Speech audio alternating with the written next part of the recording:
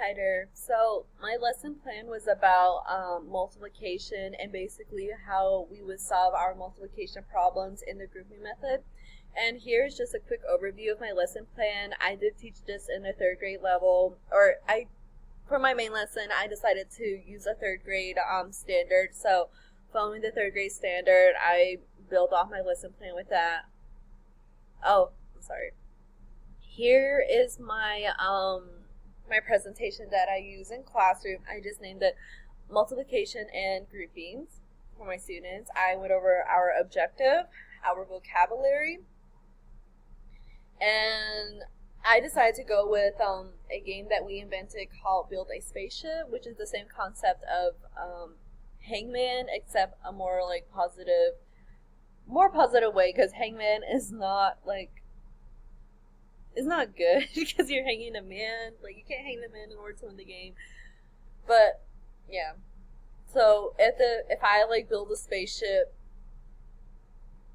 if the student gets something wrong, I would add items onto the spaceship. If I build a spaceship and they don't answer the full question, they lose the game. So my students are really competitive. I'm really competitive, which makes it really interesting. And this is a sequence of a lesson plan that I have in mind, and I went off. So the past lesson plan that I taught was about sequencing. Me and my students were practicing our skip counting, and they picked up well on that. And now is build a spaceship. So sequence or skip counting, but with keeping basically drawing. So instead of memorizing, we would draw it out on the paper is what I had in mind and what my students would practice. On this slide, it was let's review skip counting. So we skip counted by 6, 10s, and 15s. And I encouraged my students, and I made it okay, we're in training of the spaceship. So I said, let's try skip. First, I went skip counting by 2, so it was so easy. Students skip counted by 2, 4, 6, 8, 10. And I asked my students, draw 10. One student came up, volunteered to draw 10 objects on the board. And she drew 10, I think it was stars on the board. And another student came up. I asked another student to come up, and I asked him to circle 2 stars, 2 stars in one circle. So he circled a pair of stars, and we came up to 5 groups. And I asked my students if they noticed something. So they saw it. It was okay, so the answer is 10, and we had 5 circles, 2 in each circles. And then I asked my students do you see the connection? But it's harder for me to explain than it was. I wish I took a photo of it, but yeah, my students picked up well on it. It was 2 times 5 equals 10, and they saw it.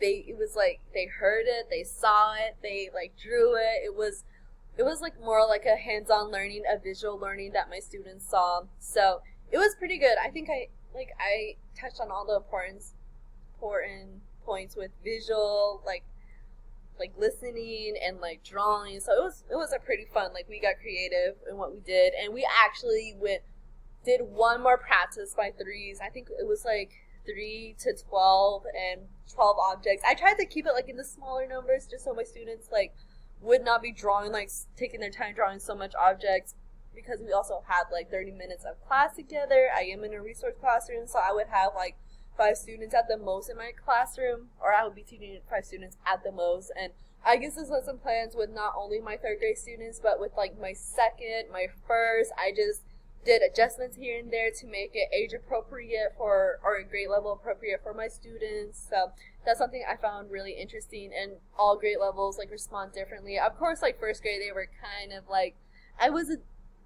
I was playing walking on a fine line with my mentor teacher who would help me, and it was just a fun game.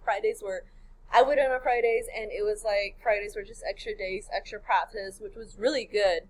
So my students, a couple of them were, I would say mainly in my younger grade levels, were kind of it was new to them, and they were barely grasping the activity. And then my upper grade levels were oh yeah, we practiced this, and they were incorporating more like new stuff that they seen inside their classroom into like what I was teaching, and we were just building off. It was amazing to see like how each students were like thinking differently, and how they like explained to their classmates of how they got to their problems. So it was like I taught them one way, or I showed them one way, and then they incorporated another way, and it was just so cool to have all my students like show their train of thought and like introduce if one way didn't work for another student and then another way did, and then another student thought like, oh hey, it works like this for me as well. So it was a really good lesson, and